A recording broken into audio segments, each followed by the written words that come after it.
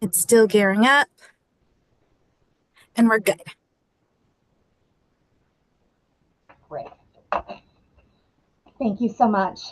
Good morning, everyone. I would like to call the, okay. All right, let's start again. Good morning, everyone. I want to welcome you all to the November 20th, 2024 MAPC Executive Committee meeting, and I'll call this meeting to order. This Executive Committee meeting is being conducted remotely via Zoom video conference consistent with Chapter 2 of the Acts of 2023.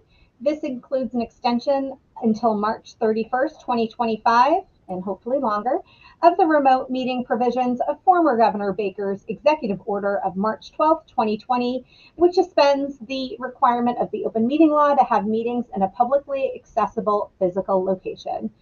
To provide public access to the meeting while limiting the potential for abuse of video conferencing technology, members of the public may view the proceedings at youtube.com/user/MAPC Metro Boston. And just keep in mind, if you share your screen, which I hope you will, if you choose to do so, we can see you. That's all I just want to say. All right, with that, and I know people are kind of trickling in, so I'm going to call roll. So if everyone can come off mute, I would appreciate it. And here we go. Imai. Colette. Here. Kurt. Here. Keith. Present. Karen. Here. Jen. Tom. Daniel. John DePriest. Here. John Featherston. Here. Tom. Here. Mo. Here. Sagoon. Tabor. Here. Robert. Angie. Here. Gina. Steve Olenoff. Here. Vandana. Present. Claire. Here. Sam. Here. Steve Silvera. Juan. Elaine. Here. And Erin here. Thank you so much, everyone. All right. Next up on the agenda is the approval of minutes from October 16th, 2024. I'm going to entertain a motion at this time, if there are no questions, to move to put this item on the consent agenda. Oh, Steve Olenoff, yes?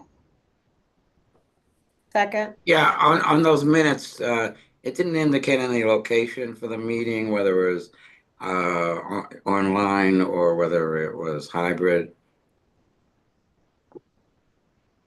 So that should that be part of the minutes? There's no indication whatsoever where the meeting was held. Meeting was on Zoom, I believe. So Yes, it was. We will insert that into the minutes. So can we, so I'll make a motion with that correction that we accept those minutes. Your motion is to put it on the consent agenda with that change? Yes, correct. Okay, thank you, Steve. And Karen, I believe you did a second to that. Are you in agreement with that? Second as amended.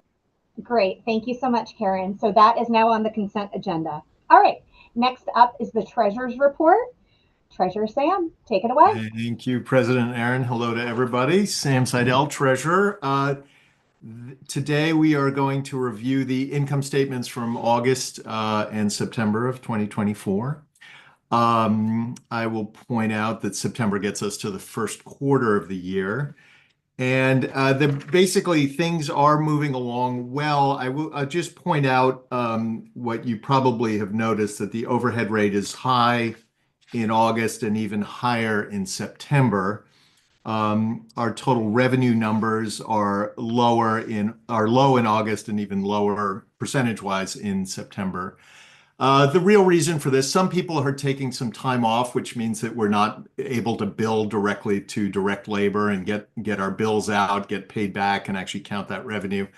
But more than that, there's actually some staffing that we built into the budget to start at the beginning of the year, and it's just honestly, it's just taking longer to bring those people to get them hired and then bring them on board, get them all set up and get them actually billing out to clients. So that really explains that. But Anna and I reviewed this, and we're in the first quarter, so we've got plenty of time to have that all balance out. But those are the only things I would point out of note. And that concludes the treasurer's report. Awesome. Any questions or comments for Sam or Anna or any other people with financial expertise in this matter? Seeing none, I will entertain a motion at this time that we put the treasurer's report for acceptance on the consent agenda. Wellesley Very nice. moved. Motion made by Colette. Is there a second? I think Mark had a comment. I don't know if that's Oh. appropriate I before didn't we see. vote. I didn't see the. I hands did. up. I'm sorry. I waved my hand instead of pushing the appropriate reaction button. I'm sorry. I did want to say a little something, but you can finish, Aaron, if you want, just putting it on the consent agenda. Okay, great. Second. Thank you. And thank you, Eagle Eye Tabor. Mo, is that a second? Yes. Okay, great. The item is now on the consent agenda. Mark, Yes. if you want to make a comment, please. Thank you, Aaron. So the overhead issue is not non-serious. I do want to be clear about that. I want to underline and emphasize what Sam indicated. We were sort of prepared for a high July because July was very high last year because a lot of people take vacation and because we front-loaded some of the benefit changes into July. But it shouldn't continue for August and September. So Anna and I are working on that assiduously. We expect to have some guidance for directors at our next directors meeting, and we'll really work through the next several months to get people hired, keeping our fingers crossed that we don't lose more people. And in fact, we haven't been losing many people. We've been pretty stable right now. The positions that are open, particularly in municipal collaboration, are new positions to address our digital equity program. But we have to get those folks hired. We have to get them onboarded. We have to get people billing to projects. One good thing is that December is often a good month in this regard because it's the last month for expenditure of our annual DLTA allocation. I'm looking to see if Elaine is on the line. I don't see, there she is. And therefore we have heavy billing to DLTA during that month, and that usually helps our overhead rate. But this is going to require substantial effort over the course of the next several months, and we're preparing for that, and we'll do our best. Great. Any other questions or comments? Amazing. Great. So as a matter of personal privilege, I guess, I am actually going to deter just a second and bring up other business not known at the time of posting this agenda, because we have an update to kind of share, and I want to make sure people are able to hear it now because this person has to leave. So I'm going to call on Vandana, and I'm going to get your title because you have a pretty long title. I didn't realize it was so long, but she is the Director of Water Policy as well as the Executive Director of Water Resources Commission at the Executive Office of Energy and Environmental Affairs. And Vandana is a PhD, just so you know. But I thought we kind of chatted before the meeting, and I know the drought is a huge issue going on right now, not just regionally, but throughout Massachusetts. But I thought it'd be great to kind of hear from Vandana, Dr. Vandana, about this item. So please take it away. Thank you so much, Erin, and I appreciate being given a little bit of time to talk to you all about the drought. Just Vandana is fine. I feel like the PhD was like a lifetime ago, but with a lot more experience between then and now on so many other matters. But in any case, I appreciate being able to talk to you about this. As you all know and probably have heard and felt it in your communities. We haven't had much rain in the last 3 months. Most regions across the state, including where the MAPC area is, are at almost a 10-inch deficit since the beginning of August. That is significant, if not critical. When we look at our precipitation from what we've been getting or not getting in the last 3 months compared to the full period of record, and in some cases, our period of record goes back over 100 years, we are at the 0 percentile. If just to kind of get a sense of how dire it is, we are at the 0 or the 1 percentile for the 90-day look back. That is highly unusual. I have not seen it in my time here. Probably Massachusetts hasn't seen something like that for over 40 or 50 years. So we are in sort of unprecedented times in terms of a precipitation deficit, and you're seeing that being impacted, obviously, for the natural environment. I'm sure as you're driving around, dry stream beds, dry river beds, levels in reservoirs, and other ponds and lakes being significantly lower than what they would otherwise have been, or significantly lower than what it was early this summer when conditions were normal. So very quickly, we've gone from normal conditions to what is now a level 3 critical drought in most of Massachusetts. The only part of Massachusetts that's normal, other regions further south of where you are, Cape Cod and the islands. So this is pretty unprecedented, and the impacts of this lack of precipitation is having a drying effect all across, both in the atmosphere. There's not enough moisture. On the soil, certainly it's extremely dry, and with fall foliage adding to that, we're just making conditions ripe for more fire starts. The subsurface, it's normally about 8 inches or so of the soil that's looked into for fire danger potential, and tends to be the first area that burns in times like this, is also devoid of a lot of moisture. So we're seeing unprecedented high numbers of fires across the state. Since October 1, we've had almost, I would say, 600 or so fires across the state, with almost 3,000 acres burning. That's orders of magnitude higher than what we expect. Typically in October, we see 15 fires, and typically in November, for the entire month of November, we see 22 fires, and we're already touching the 300 mark. So I can't emphasize enough the seriousness of the impacts that this drought is having. Water supply impacts are less, I would say. Much of the MAPC area gets water from the Quabbin and the Wachusett. Those are robust reservoirs that have over 5 years of storage. So any community that's getting water from there is fine. Other communities will have a much tougher time. Some reservoir levels are starting to go down. Some groundwater is trying to decrease. And if not already, we'll likely start seeing some more impacts to water supply availability. And it's a good thing that we are in the winter months where our water use is typically lower, or the lowest it is, because there's no outdoor watering. People aren't taking multiple showers, but it's still critically important for people to realize that their decisions that they make on the indoor side are now even more heightened and have a huge impact on ensuring that we have enough supply, not just to ride us through the rest of this drought and the rest of the winter, but more importantly, that there's enough water for fire protection. I mean, most of the time when there are these brush fires, and right now, pretty much all the fires we're seeing are drought-driven. When we see this kind of brush fires, firefighters go to the nearest available surface water body.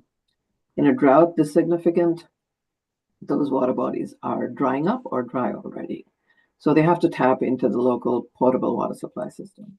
So it's really important that the right type of message goes out to people about how their decisions, either at a residential or institutional or commercial basis, how that impacts their water supply availability, not just to meet their demands, but for this critical fire protection purpose. So I guess my reason to speak to you today is one, to kind of give you a sense of what the conditions are at. The Drought Management Task Force met yesterday, 2 days ago, and the secretary came out with this new declaration yesterday. But my main aim is also to ask you to help us get the word out. Get the word out to your communities, get the word out to your agencies, get the word out to anybody in your network that you possibly can get the word out to about the conditions and about what they can do at their individual, their business, and their community level. For municipalities, we're asking municipalities to, even if you think you are okay and you have enough to meet your demand today, we don't know how it's going to be a month from now, 2 months from now. And so we really are asking municipalities to look carefully at their systems, check their interconnections and any emergency connections they have. Sometimes they may not have used those interconnections for 30 or 40 or 50 years. That valve may not be working anymore. So it's just, basic infrastructure that we want to make sure is in working order in case they need to connect to their neighbors or connect to some other regional system. We're asking municipalities to pass on any messages from the state. We're asking municipalities to make sure that they have signs and as well as on their website to provide information on tips and tools. And we will be creating all of these. We're not expecting each individual municipality to do that. We have on our website tools, drought-related tools available, which we're updating right now to make sure it's specific to this time of the year. We're also, and I saw a comment in the chat here about sharing resources. A press release went out, which goes out to the media, and I'm not expecting the individual homeowner to read a press release and know what to do. So we're putting out a one-page drought alert. Many of you may have received my drought alert from a couple of weeks ago. I'll make sure to add all of you to my mailing list. Either end of the day today or sometime tomorrow, our next drought alert will be going out. That provides a snapshot of the drought and also has some very specific actions and to-dos in there for people to read and start to implement in their daily lives. So I guess my ask here is to really sort of be partners with us, help us get the information out, help us share our resources, and communicate to us, or you can email me directly any impacts that you are seeing. We have obviously email is one way you can report back. We also have created a drought impact reporter website, which is sort of a short survey set of questions. So any individual, any municipal official, anybody out there that is experiencing impacts or is driving by a pond every day and see that it's really low and wants to let somebody know about it, they can take a photograph, they can geolocate it on our map, and they can provide us information on what the impact is and where they're seeing it. We really want to hear from everybody out there because we don't have the eyes and ears among our staff. So it's important that we hear from the public, we hear from all of you, any impacts that you're seeing so that we can start to log it, first of all, and then we can start to develop responses or any assistance that may be needed. So just don't want to take too much of the meeting time, but I just wanted to sort of get a quick update, but I really look forward to you being our partners on this and helping us get the word out. Thank you. Great. Thank you, Vandana. Mo, do you have a question? I do. What is the reporting website, Vandana? I will put it in the chat window. Okay, excellent. Thank you. Awesome. And I think in my drought alert that'll go out today or tomorrow, I will make sure to put that in there as well as a clickable link so that all of the information is in one place. Great. Thank you so much for that update. It's so amazing that we have such breadth of expertise on this committee. And, I want to thank you for kind of lending your technical expertise and kind of giving us an update and other resources that we can kind of continue to partner on this. Thank you. And unfortunately, I may not be able to stay for too long, but happy to take other questions. Yeah. And Vandana, I have asked Emma or Patrice after the meeting to make sure that you have the complete email list for the executive committee so you can share materials. Perfect. Thank you. And then Mo, do you have another question or is this? No, just no, no. Okay. Okay. Sorry. No, it's okay. I just didn't want to pass over you. Great. Thank you so much. Thank you. And never, feel that we can't call you doctor because you earned it. So thank you, Dr. Vandana. Really appreciate it. Thank you. All right. Next up is Executive Director Mark Drayson with an Yes. executive report. So thank you, Erin. What I'm going to try to do today, folks, is just highlight a very small number of items from the Executive Director's report and then speak to another couple of issues if I can. The Executive Director's report was sent to you a few days ago. I think it's a good summary of a lot that we're doing. One of the items that I really did want to draw your attention to was the clean energy section, which starts on the first page and continues to the second page. We are in the midst of creating the Greater Boston Climate Action Plan. You may remember that we did a sort of a temporary or preliminary plan several months ago, as was required by the EPA. And now we are in the longer process of developing the final plan. Our team has been working, really burning the midnight oil, I would say, on, I don't know if maybe that's not a fossil fuel friendly reference, I suppose, but they have been working very hard to try and get as much of this plan done as soon as they possibly can. There's been a lot of community engagement through partners with whom we have contracted. We are working beyond the MAPC region on this endeavor because it covers the MSA. That was an EPA requirement. So it even goes into, I think, the territory of 3 regional planning agencies in New Hampshire, which is a little bit of a new thing for us, but we're working with them and we're really enjoying that work. And I think we're providing some value to them as well. It's arguable that the climate structure here in Massachusetts is a little more focused on the issues than is the case in New Hampshire. And so we're glad to provide whatever assistance we can. At the same time that work on the CAP is going on, the Climate Action Plan, we are also working very closely with EEA on the Climate Resilience Playbook. This is a project that we're working on with EEA and our sister agency in the Pioneer Valley, the Pioneer Valley Planning Commission, run by my colleague, Kim Robinson.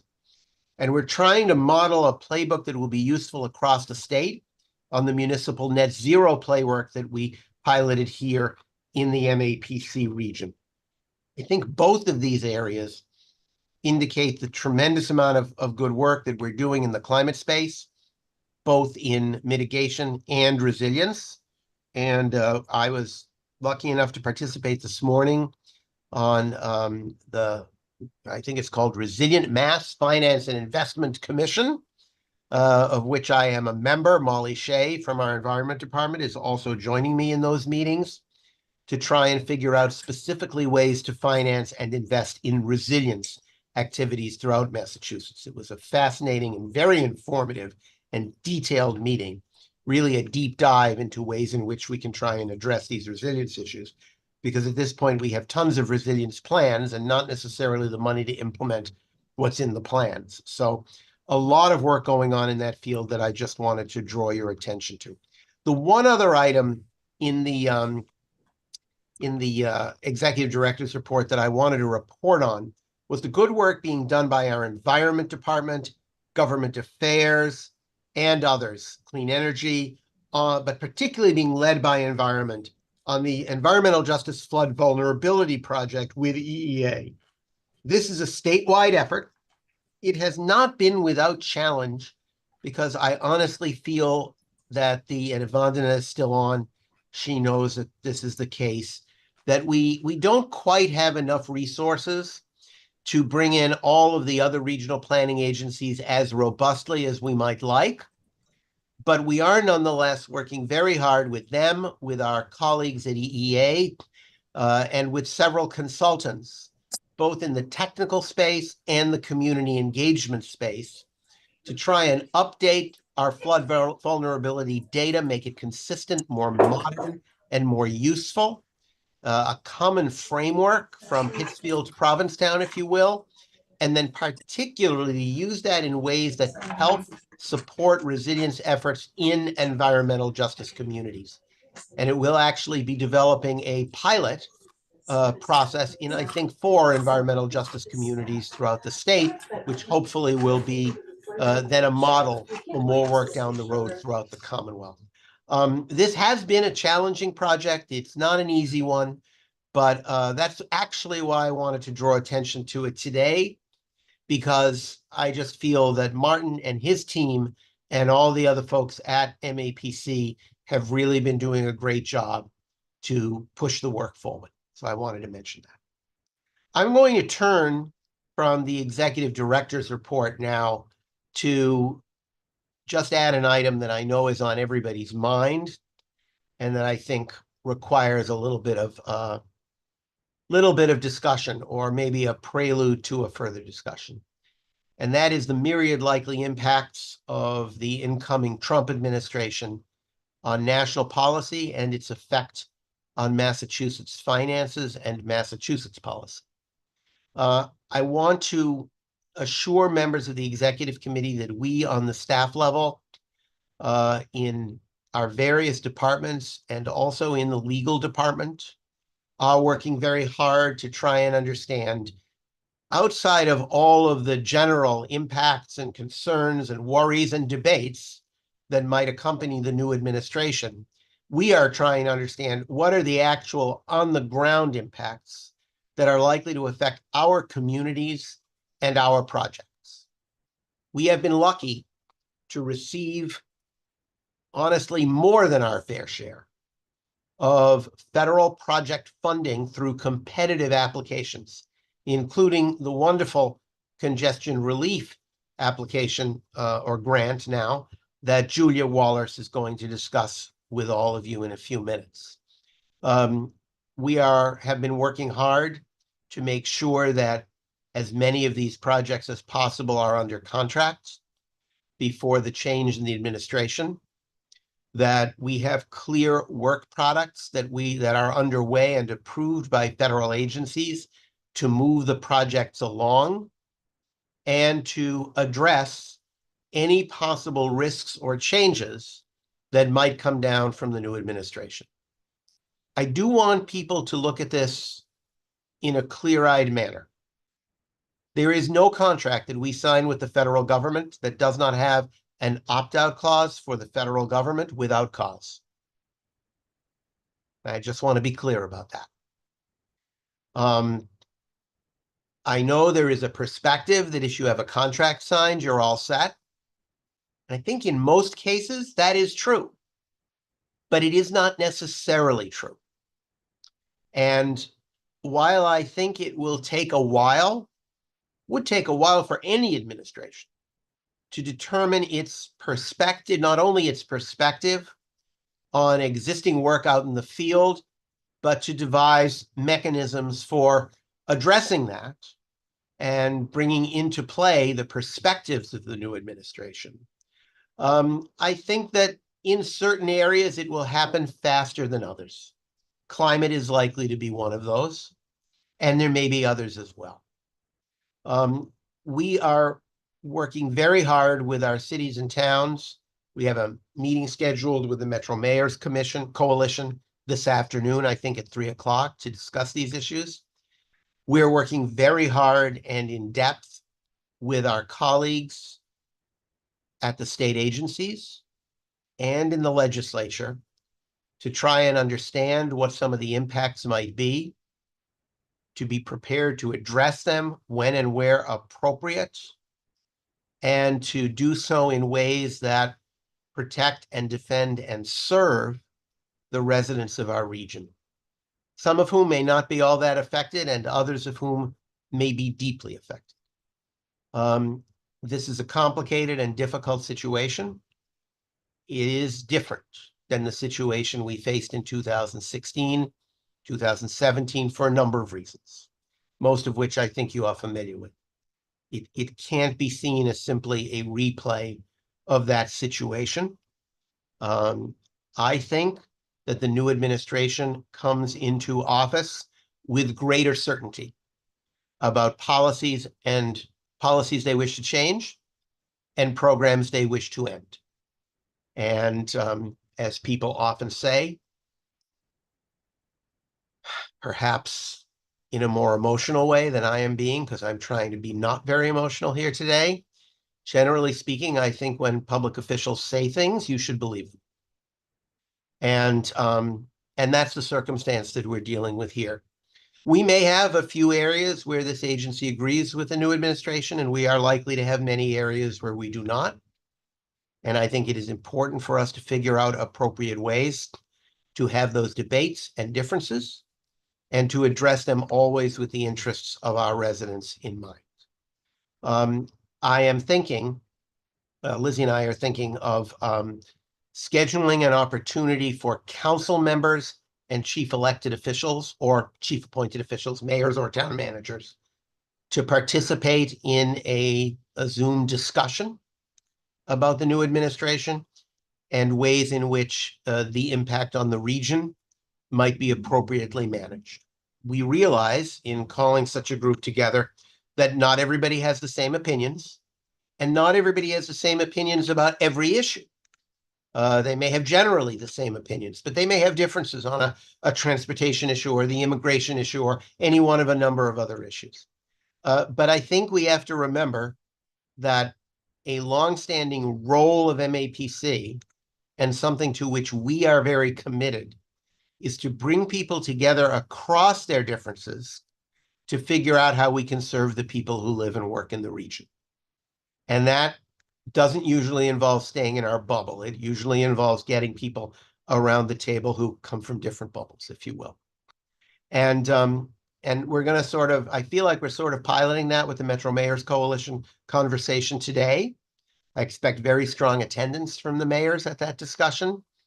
I should note it was spearheaded and recommended by Chaz Carey, the town manager in Brookline.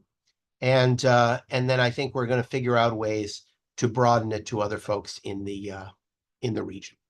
So I just wanted to talk about those issues. I know that's sort of the elephant in the room. I didn't have it on the agenda, but I know it's the thing most people are thinking about. Glad to take any questions if there are.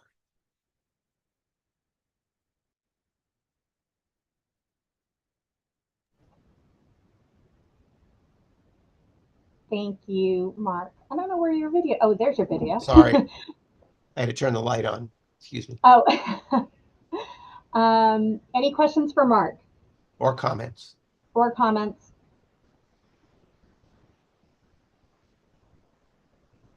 Keith. Mark, I want to thank you for doing that. I have been searching for what the right way to process what I'm going through is, and it would be to process it with other right-minded people looking to do something good and continue a way forward. So thanks for that. Great. Thank you, Keith. Okay. So thank you, Mark, for the executive report and addressing, I guess, the elephant in the room. But next up on the agenda is a report of the Legislative Committee. So I'm going to call upon Legislative Committee Chair Keith. Take it away. Thanks very much, President Aaron. Keith Berkman, Chair of the Legislative Committee. We have met, the committee has met for now 2 months in a row, and we're going to meet one more month to talk about legislative priorities for the coming legislative session in October. And again on November 13th, we met, and we will meet again on December 11th in time for the executive committee meeting on December 18th. So we have not taken any votes, but we're continuing the discussion and appreciate being shepherded and guided through this very comprehensive process by our excellent government affairs team, who's also busy keeping track of things that still seem to be happening on Beacon Hill. So I'll turn it over to our Government Affairs Director, Leah Robinson. Thanks to the team. Thank you so much, Keith. It's been a really robust discussion at the Legislative Committee table about priorities that are continuing and what MAPC's role is. And we're looking forward to have a discussion about some of the new priorities that have been emerging in our conversations with municipal leaders over the past number of months. As you alluded to, Keith, there is a number of bills still moving. We have heard that the governor is going to today sign the Economic Development Bond Bill. We have not yet seen final language of what that looks like, but it sounds like it's going to be good news for a number of MAPC's priorities that are included in the bill. Yeah, fingers and toes crossed. Because in that bill, the governor does have a line item veto authority because it is a bond bill. So there is a possibility that there could be some changes to the bill. The clean energy bill, which is on her desk, which we hear is also going to get signed today. The governor does not have the ability to line item veto, and I have heard that she's going to sign it. So we will share out information as soon as that does occur. There's going to be more celebratory bill signings later on, but they have only 10 days. She only has 10 days to review the bills and sign them. So getting that accomplished within the deadline. We're really excited to see those packages come forward. There's still a few other bills that we are hoping might cross the finish line in these final weeks of session, more on the technical side. And then have been having many conversations with legislators and folks in the region about priorities for next session. On our minds, just to remind folks around this table, is the end of March expiration of the remote and hybrid meeting flexibilities. We know it is top of mind for the governor and the administration. It is top of mind for many legislators, and just trying to think through if people will be open to another extension or a permanent change in the practice to facilitate these remote and hybrid meetings. So many things on our plate we're hoping to be discussing, but just so that it remains on your list, that is one with a quicker deadline than most on our priorities. And that's what I have for now. We can share. I will be communicating with Mark when the bills are signed, so you guys have updated materials on that. I would only add, if I may, Aaron, that the government affairs team usually thinks that every 2 years they get a few months break from the legislature to be able to prepare priorities for the next year. This year was a little different. The legislature, in essence, remained in session, even if that isn't officially what they did, and have now begun to produce bills again. So I want to congratulate the committee, but also the members of the government affairs team for, being able to do both of these things at the same time. A few notes that one of the things that is coming out tomorrow at a webinar that I hope you will all try and attend is the release of our transportation priorities in transportation finance. Doug Howgate from As Taxpayers Foundation and Senator Brendan Crichton from Lynn are both going to be present in that conversation. Georgia Barlow from Government Affairs and Adi Nocher from Transportation will be helping to run through all of these recommendations. It's not dissimilar from our recommendations from several years ago, but there are changes and adjustments and new items. And that will really become, because most of those are legislative issues, that will really become an important element of our legislative advocacy for next time. So I'm going to ask Leah or Georgia if they can send again to the executive committee the notation about the invitation to our webinar and to ask you to all join. I just dropped it in the chat. Wonderful. And maybe you can email also for those few folks who can't necessarily translate from the chat into their actual lives. The other item that relates to this is that at the December meeting, we will be asking all of you to approve our legislative priorities for the next session of the General Court. So that's December 18th. We sometimes cancel the December meeting. That will not be the case this time. And we are thinking of holding that meeting in person. We'll make that decision in the next several days. We know that you folks want to meet quarterly in person, and we haven't met probably in more than a quarter in person. And that's a very serious conversation about what we're going to do for the next 2 years. It's really the agenda for the next 2 years for government affairs. And what a great way to end 2024, right? Sure. Oh, I do have one more. I'm so sorry, Erin. There are 8 new legislators that are going to be serving communities in the MAPC region. We are very excited to welcome them to the region and introduce MAPC to them. We will share more information about them in case they are overlapping with your communities. They seem like a really great bunch from the conversations we've had so far. So we will make sure to get that information out. And the departing legislators, excuse me, the House and Senate has set dates for when they will be giving their farewell addresses. It's always a very touching moment to sort of hear them reflect on their time in the body and what they've accomplished. So I can send that information around too if that is of interest. Great. Thank you so much, Leah. Any questions or comments on this item? Great. Seeing none, next up, we have a staff presentation on the Federal Congestion Relief Grant for Bicycle and Bus Mobility by the transportation staff. I will, I guess, introduce, unless Mark, do you want to introduce? I can introduce. You can. Well, if you can introduce them, that's fine. We have Julia and Mara both here. Okay, well, why don't I do this? I'll introduce Julia, and then Julia can kind of kick it off, and we can go from there. So I'll introduce Julia, who's the Assistant Director of Transportation at MAPC. Julia, take it away. Thank you.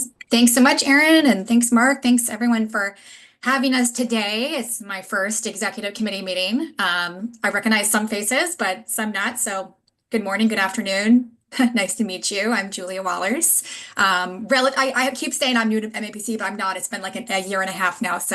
But have been in the universe of MAPC for years and years and years since I was a grad student back years and years ago. Let's just say that. So happy to be part of the team and working closely with my colleague here, Mara Holland, who's on the call to join me in this presentation. She's our senior transportation planner on our team and is the lead on the Blue Bikes work that MAPC convenes and facilitates and has been in a really key convener role since the system launched as Hubway back in, well, 2011, I guess it launched, but she really plays a key role in this work. Mara, if you want to say hello. Hi, everyone. Thanks for having us here today. We're really excited to give you a little bit of an overview of this grant opportunity and hopefully be able to implement this as a really phenomenal resource for our region.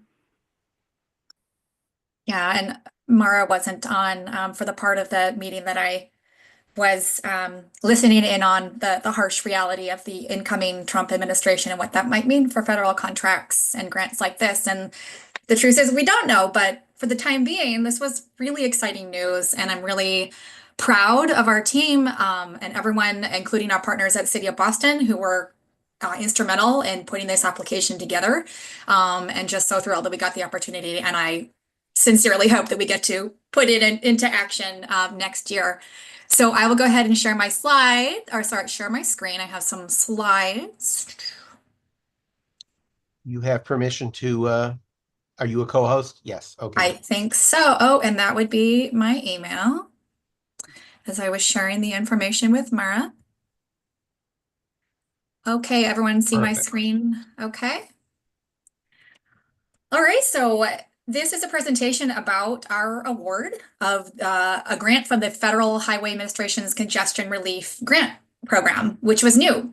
This was the first round. Probably the only one, but we were one of 7 awardees, and the title of our project was Link Up Greater Boston, Leveraging Innovative Networks to Keep Urban Pathways Uncongested in Greater Boston. True to the name of the grant program, it was really aimed at innovative solutions to roadway congestion. And there's obviously a multitude of ways that we can do that. So just to give you a little background on how we did do that. The opportunity was part of the bipartisan infrastructure law, as so many of our opportunities have been.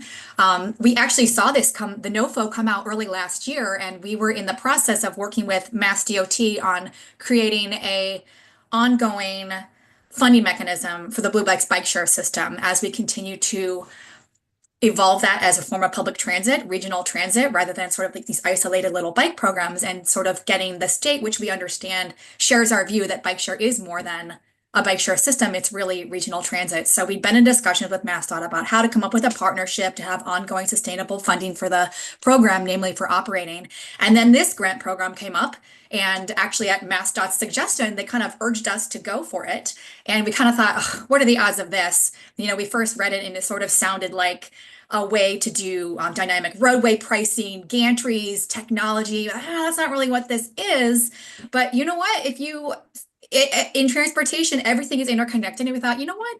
E-bikes, as we recently added electric bikes to the system, ridership has gone up. It attracts a different user of the system. We thought, you know what, this is legitimate congestion relief. We can tell this story. We can put this forth as a way, not just to, you know, we can improve air quality, we can improve safety, but we can also reduce traffic congestion. Luckily we have these funding sources within our access at MAPC, the DLTA and GAP assistance to use our staff time to put together proposals like this, which are very energy intensive, especially with short turnarounds. And we were fortunate just a couple weeks before the deadline to have an inquiry from the city of Boston who realized, hey, we heard you guys are also applying for one of these grants. Let's not compete, let's connect, let's link up, as they had a proposal in the works to fund new shuttles with several TMAs to provide last mile connectors in a way that doesn't compete with the T, but that enhances transit access and gets more cars off the road. So we decided to combine this application with MAPC as the lead, City of Boston as the sub, MAPC really continuing to lead on the bikes element, and then Boston having these 4 other elements, which I'll get into as I go through the presentation. And it was a quick turnaround. We hit the ground running and we got the application in, and are grateful to our existing strong partnership with the City of Boston that made that possible, and kind of just threw it out there. And this was last April, and I don't want to say we forgot about it, but we kind of put it in the back of our minds, really not thinking that it would be a success. And lo and behold, it was. So here's the award, and you can see the full slate of other projects that were awarded. And yes, there's another bike share, but definitely it sort of stands out as a very integrated, comprehensive, multimodal solution to congestion, looking not just at bikes, but also at shuttles and microtransit and last mile gaps, all with the goal of reducing congestion. And that was always the theme that we tried to hit on throughout the narrative. This is a description of exactly what we asked for. You'll see that our reward was slightly lower than what we asked, and we were working to sort of navigate what that might look like if we need to cut anything, or if we're able to reduce that spending just by altering some of the deliverables, since it is a 4-part grant, but really has these 4 parts about the shuttle, expanding public transit, expanding our bike share system, using a technology through a trip planning app, and then a TDM, transportation demand management study. So very multifaceted. You might have heard in the Streets blog article announcing our award that it's a transportation grab bag. And I take that as a badge of honor, because that's really how transportation works when you have options. And so this application was an effort to paint this as putting more options in that bag to grab when you need to take a trip. And hopefully driving alone in a car is not the only option in the bag. And that's how we seek to address congestion. So the first part of this application, this is really in the City of Boston's domain. We'll be doing pass-through to them. They have their relationships with these transportation management associations, the TMAs, to launch and operate 5 fixed route shuttles. So Alston, Brighton, Seaport, Charlestown, Somerville. Those TMAs we already have great relationships with. They're thrilled to have this funding to provide this last mile service and add real transit service to what the TMAs offer, which sometimes is more just incentives and sort of marketing, but this is a real form of public transit that will also be publicly accessible. And then to on-demand microtransit services, it may or may not be on-demand little shuttles, vans. It's sort of just another way to get people where they need to go in places where the T does not operate. So that was very intentional to make sure that none of these things are in competition or duplication with existing transit services. And we will continue to have the MBTA at the table with us as these routes are finalized and procurements with the vendors and operators are determined. And then the part that we're really excited about, because this is really MAPC's bread and butter and pride and joy, is expanding Blue Bikes availability. And this is a map for the program. So with this funding, we'll be able to add up to 90 e-bikes and 32 electrified stations so that the bikes don't need to rely on battery swapping. You actually can plug them into the station and that charges the bike, and that reduces operating costs to the battery swapping. It also just makes the bikes more reliable, allows them to last longer, and then people feel like they know when they get an e-bike that it's going to be charged. Kind of a drawback when you go to use the e-bike and it has like one bar and then the bike just dies and waits for someone to come. So it expands the viability of the e-bikes element of this system, which has been incredibly popular. And then also adding more of the classic bikes. We've tried to call them classic rather than pedal, because even the e-bikes, you still do have to pedal. So adding up to almost 300 pedal bikes and 32 new stations, as well as finding new homes for the stations that get replaced by the electrified stations. So a pretty substantial expansion of this system that helps us. And I should add, not just in Boston, this is really greater Boston. This is a 13 municipality system. A little snapshot of this for those who aren't totally familiar with the details. I myself wasn't until I really got into this work. It really is truly regional. 13 municipalities actually own their elements of the system, their bikes and their stations, and then we have the operator. Over 25 million trips since 2011. Tons of corporate members, it's transportation and recreation. And as we've seen throughout the pandemic and the ongoing track replacements and transit shutdowns, the Blue Bike system has been essential as a way to keep people moving. And we see ridership spike each time that happens. So it's really an essential part of our regional transit system. These are a couple of milestones I just wanted to share as of very recently. 2024 has been a smashing year for Blue Bikes. And I like to think a lot of this is because of the addition of the e-bikes and the constant increasing of the visibility of the system and adding more docks and stations into other parts of the region and the city. In less than a year, the e-bikes make up about 25% of total rides and are 13% of the fleet. So you can see the proportion there that people like e-bikes. It attracts a different user. People can go further, use them frequently.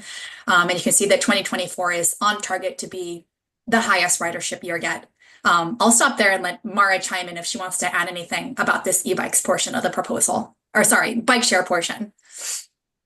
Yeah, I'll just say we actually did just accomplish the 4 million rides this year, which is really exciting. It's our highest ridership year ever in the system. Next year will be 15 years of the system. We've exceeded every monthly records for the same month last year, every year, besides September. September 2022 with Orange Line shutdown still continues to be the highest September ever. But we are really excited that this will be a huge expansion of the system in the existing municipalities. Densification, we know, leads to more ridership. We know having more charged electric bikes will lead to greater access for folks. And we are really hoping to continue to be able to have this be incredible public transit system for our region, with the densification in both the original municipalities and the additional municipalities that have been added in the last 5 years. And this also includes some bulk sort of services for our municipalities, including like hiring a engineering and design firm to help site stations and with the electrification of stations, things like that. And so this will really play a huge role in helping to expand the system over the next 4 years. So we're really excited about it. Yeah, thanks. And this is the very exciting part of this grant, working in tandem with the shuttle and last mile service. But then there's also these two other smaller parts, but also that I think added interest and value to this application as really being a multimodal innovative approach to congestion, and this is the trip planning and payment application. So it's the City Mapper tool, so there's some funding in here. This is also in Boston's court to create this app to help plan, book, and pay for intermodal trips. So this is an multimodal application. This is technology to support that for the user, the people that are using this system. And then a transit incentive study, which we are going to be working with our partners at CTPS on because they do some of this relevant work, and it sort of seeks to uplift the services that we're providing with best practices and ongoing body of research to support successful ways to reduce mode shift and ultimately reduce congestion on our streets. So next steps, I don't want to bore you with the details, but there's really two simple ones. We are in the process of getting our kickoff meeting with FHWA. They have been in touch directly, and you just sort of get a sense of, who is your team, who is your contact, what is the relationship with MABC, City of Boston, the TMAs. It's a pretty diverse group of project partners, and that's what we do at MAPC, right? Is bring people together across municipal lines, across project and disciplinary lines to work together. So that's what we've been working on, getting that meeting, and then ultimately getting this contract signs. And it is disappointing that having a signed contract isn't enough to know that we'll, have these funds, but we're certainly moving forward as if we do, and we have no reason to think that we don't. So thank you, and we're happy to answer any questions at this point. Great. Thank you, Julia. Thank you, Maura. Would you mind stop sharing your screen for a second? Sorry, so I can just see everyone. All right. Does anyone have any questions or comments for the team?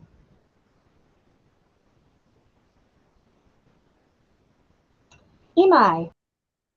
Hi. Oh, so first of all, well done. Very exciting stuff.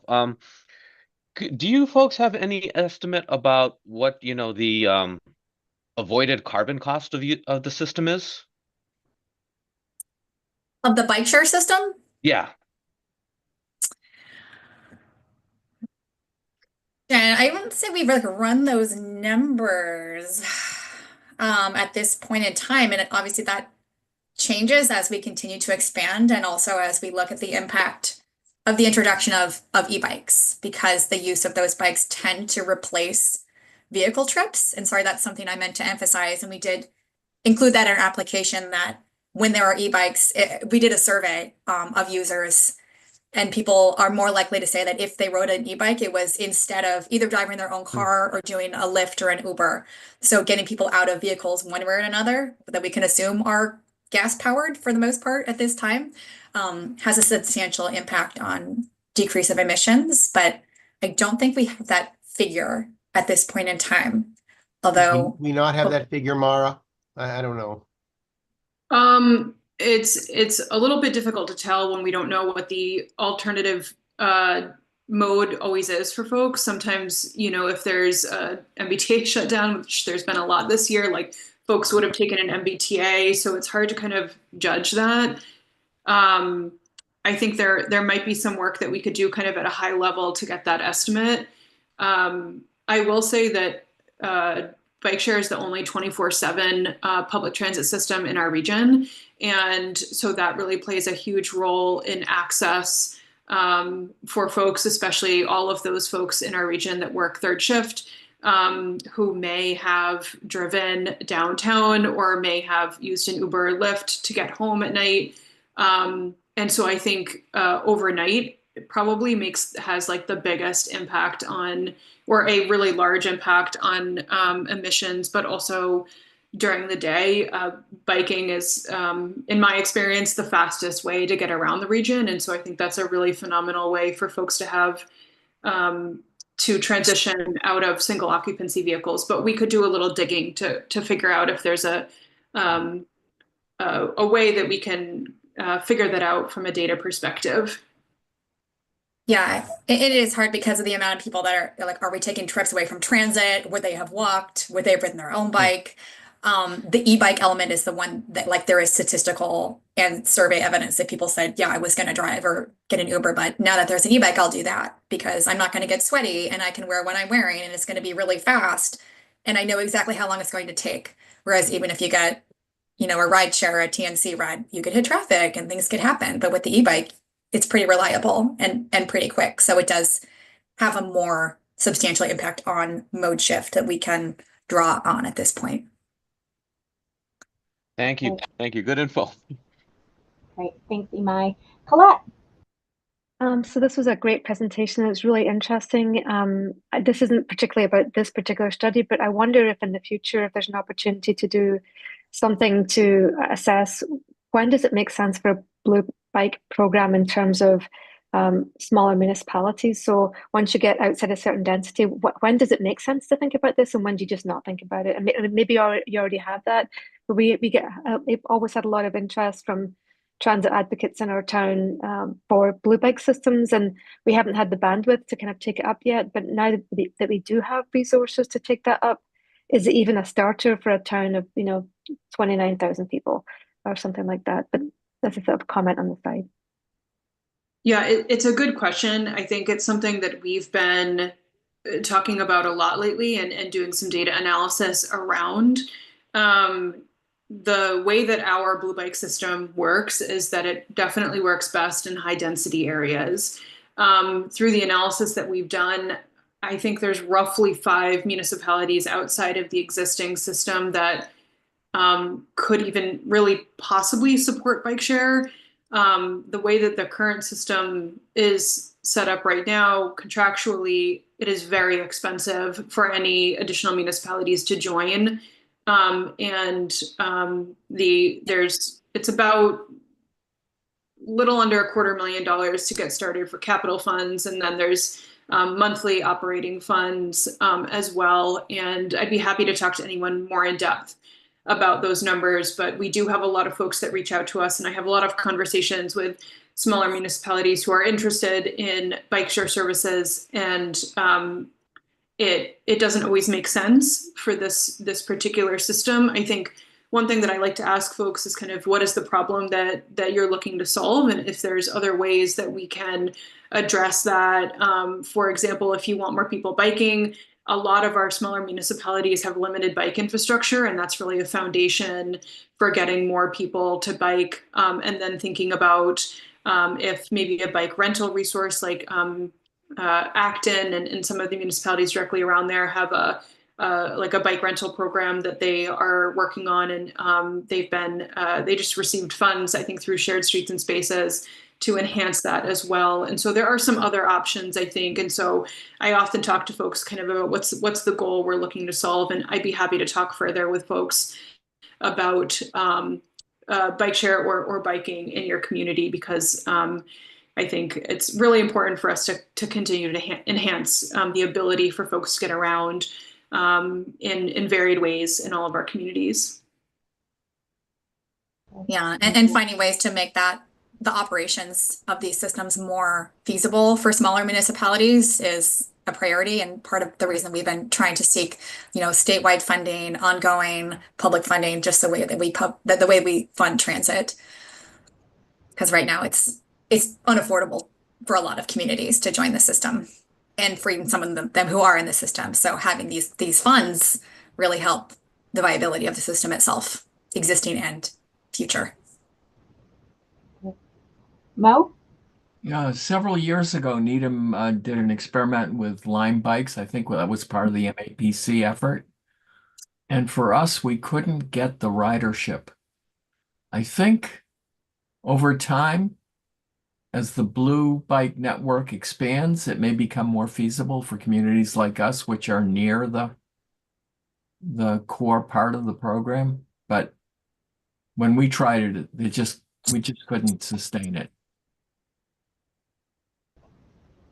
Yeah, the dockless model behaves differently and yielded different ridership patterns and results than the docked system. But the docked system of bike share is very much the one that we're continuing to work with. I'll also say that during the pandemic, most, if not all, of the dockless bike share companies went out of business because of their model of essentially not charging municipalities any funds. Like a lot of our municipalities really appreciated the Lime bike system, and part of that was because there was no cost to the municipalities. But that also created an unsustainable financial model for those businesses that really became clear, I think, during the pandemic. And so there's a lot that we've been talking about around that. But I think really thinking about how we can create a culture of biking in all of our municipalities is really the foundation for creating that access. Bike share isn't always the solution for creating more multimodal options, but definitely thinking about kind of all of this patchwork of policies and infrastructure changes that we can do really does make a big difference. Great, thank you. And I think the other point, maybe for those communities that, you know, may have found not as much anticipated success with those kinds of things, you can look at also the built environment and making sure that like your, you know, surroundings welcome multimodal travel as well. I think a lot of times, I think, you know, share, you know, bike share, scooter share, whatever it is the people see it as a silver bullet to getting people out of their cars. But if it's not safe to travel in that way throughout the community or where you're going, you're probably not going to go that way. So that's just my 2 cents on that. Tabor. So Milton also did the Lime bike experiment, and other than the fact that Lime was not sufficiently used to keep it, and that it did inspire a lot of people in town to discuss why it is that Lime bike, you know, was of interest at all. And we do have, you know, some access to some MBTA stations, mostly in the Boston area, that don't provide a parking area for bikes or a secure parking area for bikes, and also don't provide charging stations. And that was one of the big things that came out of this. That I've got my own bike. I'd be willing to ride to the T, but instead I'm going to drive because there's no place for me to park my bike there that's safe. And that's, I don't know how much of your stuff comes into this, but it seems that other than not supplying the bike, the docking area for somebody's private e-bike or pedal bike, you know, either way, it makes sense that and this is probably really up to the T, but instead of providing parking spaces for cars, a huge number of parking spaces or garage type spaces, which you see throughout Europe, you know, protected covers and lockable storage. That's a whole different thing, and then gives people the incentive to go ahead and do it instead of risking their, you know, $500 bike on the street side. So. Yeah, I've lost 2 bikes and a scooter at a MBTA station, so I definitely feel you. And that's one of the benefits of having a bike share system is that it does remove that liability piece that you take that bike and it's there. And on the way back, maybe you want to walk, maybe you want to take the bus. It's just you have options and you're not sort of wedded to that bike as both ends of your trip. And you know it's not going to get stolen because you docked it and then, you know, it's off your credit card. Yep. And recently the MBTA hired a person dedicated to bike and walk access to MBTA stations. That person just left that position earlier this year. They are hiring again for that position, but I was meeting with them monthly around some of these issues because these are all part of this fabric of a biking culture in communities that we need to continue to enhance. And I think your point about bike parking at stations is crucial, especially like secure bike parking, as folks are, as we're seeing so many more e-bikes in the region that are quite an investment for many folks, that if they're biking a decent distance on their e-bike, they want to make sure that it will be safe for the day. And those are things that we have been in touch with the MBTA about, their bike cages, thinking about charging availability at MBTA stations and things like that. And so we're hoping to restart those conversations with the new person that is hired at the MBTA. I will be transparent that the MBTA has had so many other priorities lately, and so that one does fall further down on the priority list, but it's something that we are continuing to talk with the MBTA about and seeing if there's ways that we can support those options, because both routes to the MBTA stations and parking for bikes at the MBTA stations is definitely something that can be enhanced throughout our region. Thank you. And I will also say I recently did the bike and ped plan in Milton, and so I feel very strongly about increasing options there as well as other places too. But great to hear that you're thinking about that and that that's a priority for Milton. It is. Great. Well, what a great discussion with lots of questions. I want to, thank Julia and Mara for your really sharing, obviously, this update. I want to encourage the transportation department. Yep, Mark, hold on. I want to encourage the transportation department to because those of us who have federal funding or even state funding know the large amount of reporting that's required. And, if you want to ever share those reports with us or, give us even a summary of that, I think a lot of the committee would be really interested in those data sets or what you find the most interesting as part of this program. I think that this group would definitely be interested in that. Okay, Mark. Great. I just want to add, we also have 2 more federal grant applications that we're anxiously waiting to hear on. One related to Blue Bikes, the Charging Accelerator Grant for piloting different technologies to electrify bike share stations. And then the Active Transportation Improvement Program, I'm missing an I, ATIP, which is for a design grant for the extension of Mary Ellen Welch Greenway in East Boston. So more fingers crossed. Hopefully we'll be getting lots of reporting updates. And thanks for having us. Oh, you're muted, Mark. Sorry about that. The only thing I wanted to add before Julia and Mara leave is that also deeply involved in this application was our senior transportation planner, Travis Pollock. And the only reason Travis wasn't here to make this presentation today is I think he's on vacation until tomorrow. So he couldn't be here, but a big thank you to Travis, Mara, and Julia, and of course, Eric, for all their work on this. Great, thank you so much. So thank you. Thank you for that update. Thank you for that presentation, and thank you for taking our questions. And we look forward to hearing more updates as the program progresses and funding gets secured. Sure. Yeah, don't hesitate to ask more questions as time goes on, and we'll keep you posted. Just keep your fingers and toes crossed for all the great reasons. All the things are crossed at this point. Yes, absolutely. Thank you so much. Thank you. Okay, with that, next up on the agenda is other business not known at the time of posting this agenda. I'm bringing that item back. Mark, do we have anything not known? No, the only thing I was going to mention, I already mentioned, Aaron, which is the December 18th meeting, which will probably be in person. Okay, great. Yes, save the date, please. Mo.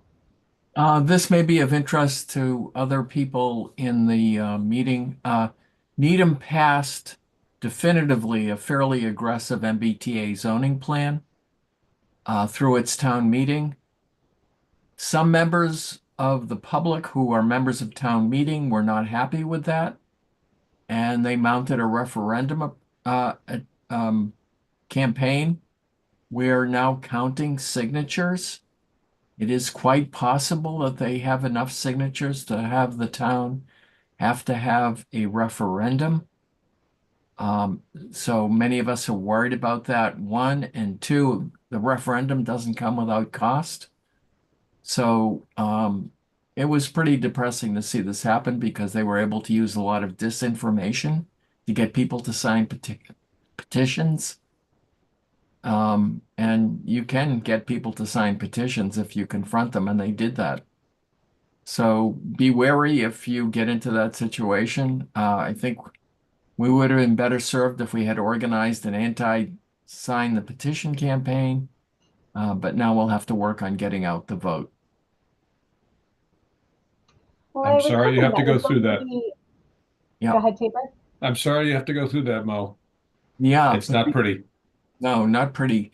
The saving grace is for them to succeed, they will have to get 20% of the registered voters voting to support their petition. But their petition will result in the total destruction of the zoning article. So we're hopeful that we can beat them, but we shall see.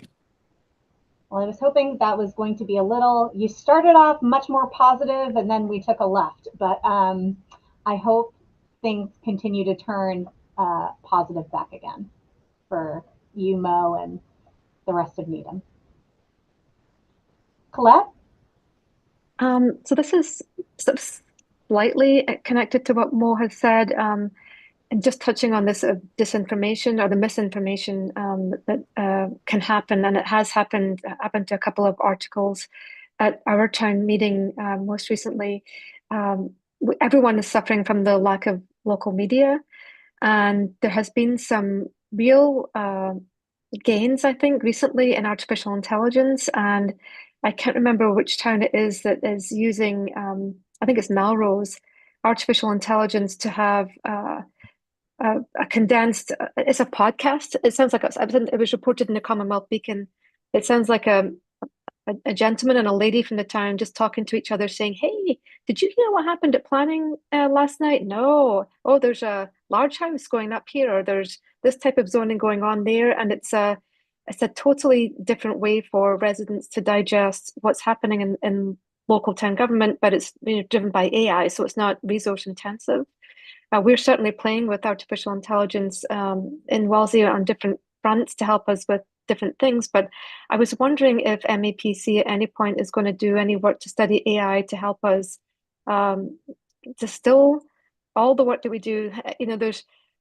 We've got, I don't know, it seems like 100,000 elected and appointed committees in our town that meet all the time.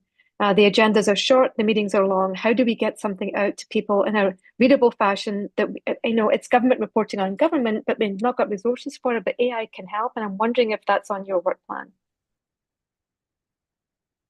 Well, only Erin knows this, but I'm actually a bot, Colette. And, I'm not really here. I'm just pretending to be the executive director. You're a hologram. I'm a hologram, right? Some days I feel like a hologram, but so I'll tell you a funny story. I went to the ICMA, that's International County and City Managers Association conference in Pittsburgh in September. And I decided at that time that I was just going to follow the track on artificial intelligence because I felt ill-informed, and it's an issue that is coming up here. We recently contracted with someone. They did a report for us, and if you have one computer system looking at another computer system, the estimate was like over 90% that report was written by AI, not by the person we contracted with. And I did. I attended many of those sessions, and I wrote back to Lizzie and Buddy Newman, who runs IT, and others here, that I would come home. I promised to come home with just enough information to be dangerous. And Jesse Partridge, who is our data services director, has been working with a team of MAPC staff on an AI policy for the agency. And we see this as a three-step process. The first is to adopt a preliminary policy.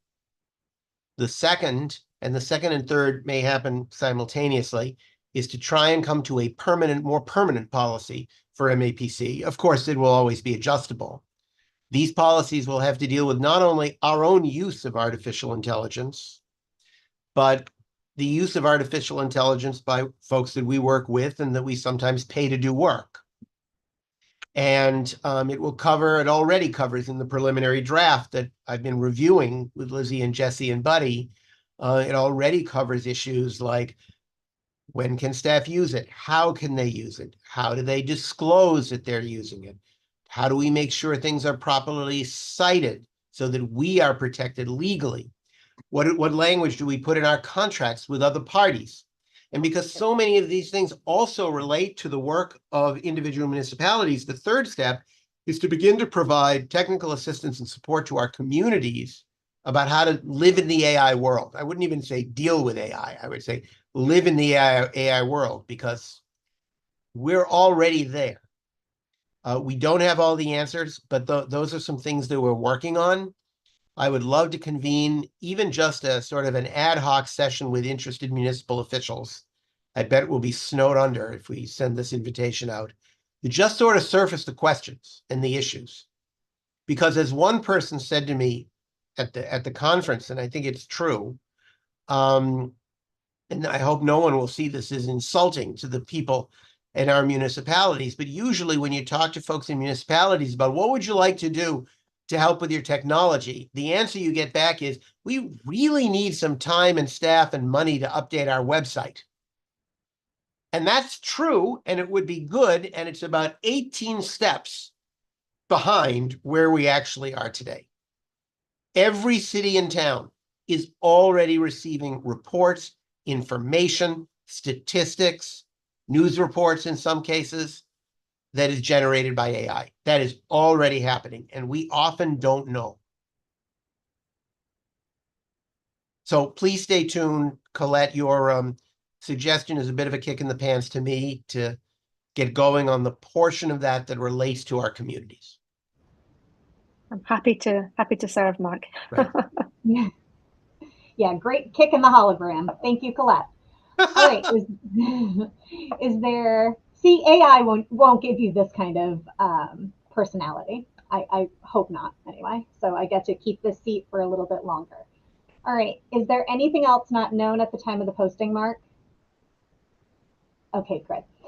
So with that, I am going to ask for a motion to approve the consent agenda and to adjourn the meeting. So move. Can I have a second? Second. Who was that second? I think I did it. Imai. Oh, okay, Imai. Sorry. I have a lot of faces looking at me. So that motion was made by Mo, and the second was made by Imai. Roll call is required. And I am 18 steps behind with my paper attendance, but that is just how I roll in the municipal life. All right. Everyone come off mute, please. Imai. Aye. Colette. Aye. Kurt. Aye. Keith. Aye. Karen. Jen. Aye. Oh, okay. Jen. Tom. Daniel. Aye. John DePriest. I think he had to go. John Featherston. Aye. Tom. Aye. Mo. Aye. Sagoon Tabor. Aye. Robert. Angie. Aye.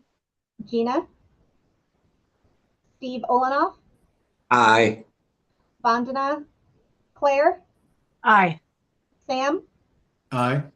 Steve Silvera. Juan. Elaine. I think I can do aye. I think so too. Thank you. Yeah. And Erin. Aye. And with that, the meeting is adjourned at 12:55. I hope to see you, as long as we have it in person, I hope to see you in person. We'll do like a mini support group for Needham and Milton at that time, but I hope to see you all in person if everything goes well on December 18th. Have a wonderful Thanksgiving, and I will see you all soon.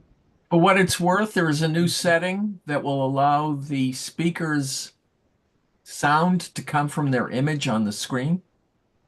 I'm not kidding. Oh. In Zoom. So when somebody speaks, it's coming from their image in the gallery. Okay. It's Thank you helpful. so much for that. You're welcome. All right.